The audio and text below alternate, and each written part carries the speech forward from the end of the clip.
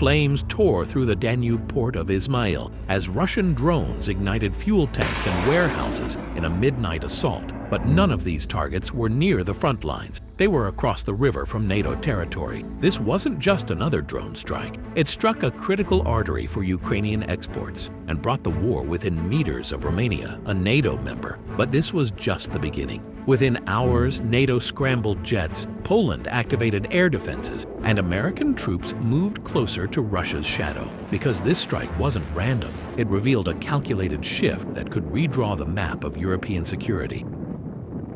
On July 27, waves of Russian drones crossed the Black Sea and struck Ukraine's Danube port city of Izmail. Explosions ripped through grain terminals, fuel depots, and dock infrastructure, turning the night sky into a burning silhouette. According to Reuters, the attack marked one of the most concentrated strikes on Ukraine's civilian export infrastructure since the start of the war. More than 40 Iranian-made Shahed drones were launched, with at least 17 confirmed hits in critical areas. But these weren't random strikes. The drones targeted facilities just across the river from NATO territory, raising alarms not only in Ukraine but across Europe. Officials cited by CNN reported the attacks came within hundreds of meters of Romanian borders, with some debris suspected to have fallen near NATO surveillance posts. For Kyiv, this meant a direct hit to its fragile supply chain. For Brussels, it was a test of NATO's red lines. Ukraine had relied heavily on Danube ports after Russia pulled out of the Black Sea grain deal.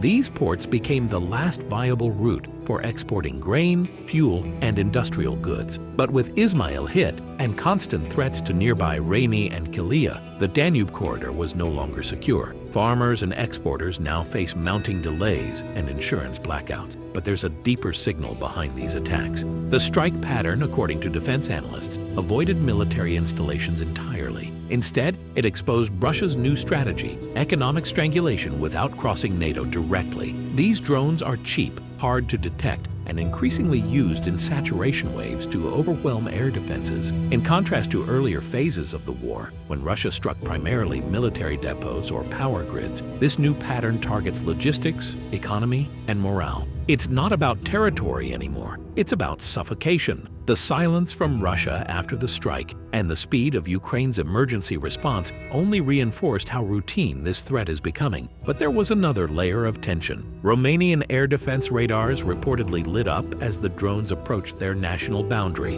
NATO did not activate Article 5, but internal briefings confirmed that alliance aircraft were scrambled as a precaution. For the first time, a deliberate Russian strike came close enough to trigger defensive action from NATO assets. And yet, this was only the opening move. The real escalation came not with the drones, but with what followed just hours later.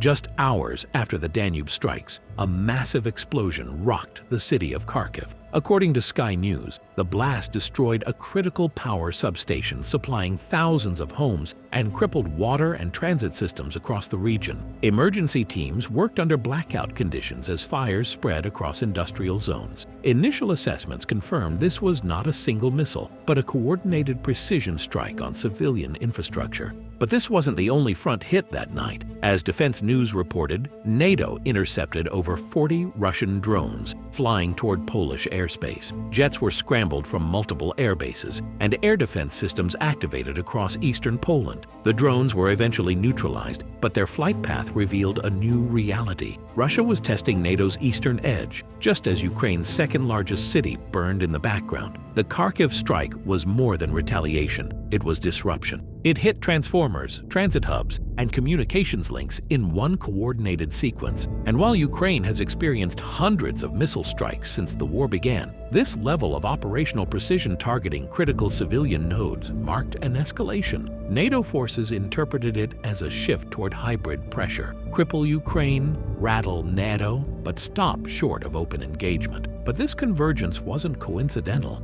While Kharkiv smoldered, Poland's skies lit up with defense tracers. Ukrainian analysts pointed out that the strikes likely synchronized, intended to overstretch defense systems on both fronts. The Danube, Kharkiv, and Polish airspace formed a triangle of pressure, each point reinforcing the other. And Russia didn't claim responsibility, further muddying attribution and intent. But there's another layer. Defense News confirmed that several drones over Poland carried jammers, small devices that interfere with radar and GPS. While none reached targets, the inclusion of electronic warfare capabilities in this wave signals something more deliberate, more rehearsed. It suggests Moscow is probing how much disruption it can cause without triggering NATO's full retaliation. And the response? NATO remained silent on engagement specifics, but reports confirmed that U.S.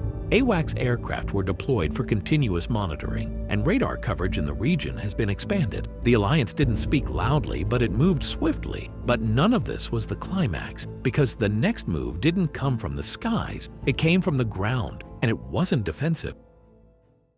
In the early hours following the drone strikes and NATO intercepts, U.S. military transport convoys were spotted crossing southern Romania. Military.com confirmed the movements involved personnel and mobile radar units repositioned closer to the Ukrainian border. Romanian media reported increased activity at Mihail Kogălniceanu Air Base, signaling a silent but significant military adjustment. NATO didn't issue statements, but the shift was visible. But this wasn't a drill. The sudden troop movement followed briefings suggesting Russia could expand its pressure points westward. Intelligence leaked to Reuters indicated growing concerns inside NATO command that Moscow was testing not only Ukraine's defenses, but also alliance response times. And Romania, bordering both Ukraine and the Danube corridor, became the next front, not of combat but of escalation. Local civilians noticed increased air traffic and tighter security near critical infrastructure. Logistics teams moved anti-drone equipment, electronic warfare tools, and emergency fuel stocks. Satellite images later analyzed by open-source groups revealed radar jamming trucks and mobile surveillance towers repositioned along NATO's southeastern flank. The Danube was no longer just a trade artery, it became a tactical buffer. But the scale of the response raised a question. Was this deterrence or preparation? Unlike Poland, which had faced drone incursions earlier that week, Romania hadn't been hit directly. Yet it was Romania receiving reinforcements, surveillance teams, and mobile command posts. NATO's attention shifted, not toward where attacks occurred, but where they feared the next one might.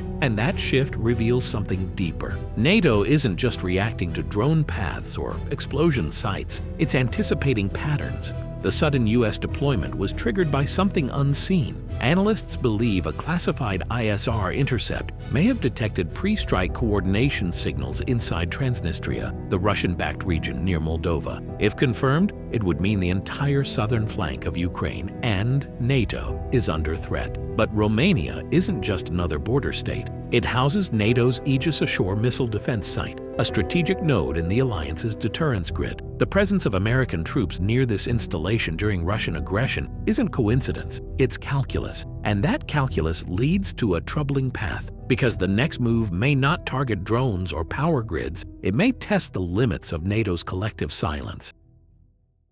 As Ukrainian defenses shifted toward the Danube and NATO borders, the eastern front line began to collapse. CNN confirmed that Russian forces broke through multiple positions northeast of Kharkiv, forcing Ukrainian brigades to retreat under artillery fire. Villages once stabilized turned into no man's land overnight. Ukrainian officers cited ammunition shortages, exhausted units, and the sudden need to redirect air defenses westward. But this collapse wasn't isolated. According to Sky News, the same night Kharkiv was hit by precision strikes, critical infrastructure in the city's outskirts was also destroyed. Water systems failed, and backup generators malfunctioned under repeated shelling. These weren't just frontline breaches, they were designed to paralyze any coordinated Ukrainian response from within. Logistical coordination broke down as troops attempted to defend both the eastern front and the Danube corridor simultaneously. Ukraine's air defense assets were stretched thin. NATO's priority was to secure its own airspace, not Ukrainian towns. And with Romania and Poland becoming drone pathways, Kyiv's defense grid had to split between national survival and alliance confidence. But the consequences were immediate. Russian infantry advanced through weakened lines and seized key elevation points along the Kupiansk axis. Ukrainian artillery couldn't counter effectively without exposing assets to drone detection.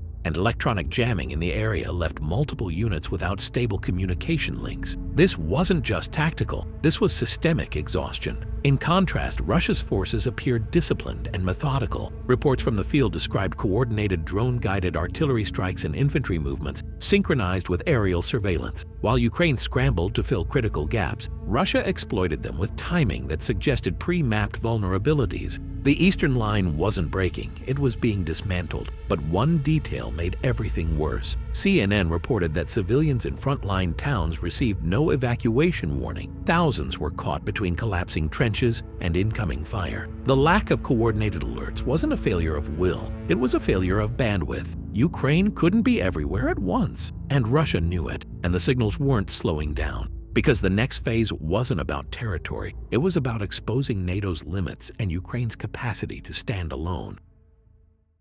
While NATO tracked drone routes and reinforced its eastern flank, a new revelation changed everything. Defense News confirmed that several of the 40 Russian drones intercepted over Poland carried electronic warfare modules, small jamming systems capable of disrupting radar and GPS across wide areas. This wasn't just a drone swarm, it was a signal. Russia wasn't improvising anymore, it was rehearsing. But the presence of jammers wasn't the only surprise. Analysts discovered that the drone formations followed patterns previously used in Syrian airspace and Crimea. This indicated that the strike over the Danube and the attempted breach of Poland's airspace weren't isolated. They were synchronized moves within a broader strategic playbook. NATO's defense grid hadn't just been challenged, it had been studied. This revelation forced a realignment inside NATO command. According to military.com, US units in Romania began relocating to undisclosed positions hours after the intercept. Sources described a rapid shift in air surveillance patterns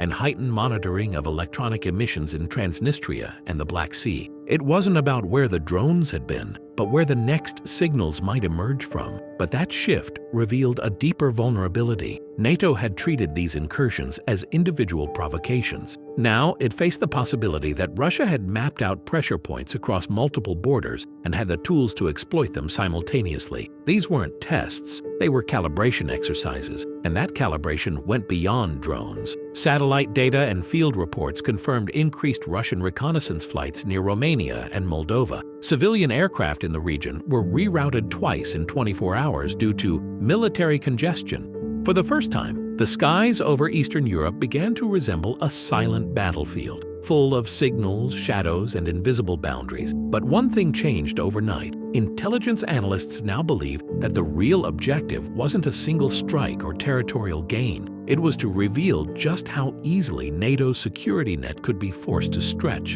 and possibly snap, because the next revelation wouldn't come from surveillance. It would come from how NATO chooses to respond when deterrence alone isn't enough. In response to the drone incursions and frontline collapses, NATO adjusted its posture along the eastern border. Reuters reported that air surveillance coverage was expanded across Romania, Poland, and the Black Sea. Ground-based radar systems and drone defense units were repositioned in less than 24 hours. The alliance moved without speeches, only signals. But these moves weren't just defensive. According to Defense News, NATO's new pattern is proactive disruption. Intercept before entry, jam before launch. AWACS aircraft now operate in constant rotation. Mobile anti-drone units capable of soft kill and hard kill response were deployed to key transit corridors. The message was clear: NATO wasn't waiting anymore. The new strategy also involves layered defense zones. Poland's eastern edge became the first line of drone interdiction. Romania's Danube corridor was transformed into a radar corridor with overlapping coverage fields. Coordination with Ukrainian radar stations was enhanced despite political complications. The architecture wasn't built for a conventional invasion, it was redesigned for saturation swarm warfare. But that shift came with risks. The more NATO engages preemptively, the more it blurs the threshold between observation and confrontation. Some analysts warn that jamming enemy signals inside contested airspace may be viewed by Moscow as active interference. Defense News noted that Russia's military doctrine treats electronic warfare as an escalation trigger, especially when directed at strategic assets. This contrast exposes the gamble. Russia uses low-cost, deniable drones to test boundaries. NATO counters with high-end defense systems and real-time response teams. The asymmetry favors Russia in ambiguity and NATO in precision, but the cost imbalance is stark. A $30,000 drone may require a $3 million missile to stop it. Over time, even readiness becomes expensive. But one decision raised new alarms. Reuters confirmed that several NATO members agreed to deploy armed UAVs near the Black Sea, capable not just of surveillance, but of striking launch platforms preemptively. This is no longer a defense. It's deterrence with teeth, and that deterrence may soon be tested, because the next action won't be about drones. It'll be about whether NATO's new strategy can hold when something faster, louder, and manned crosses the border.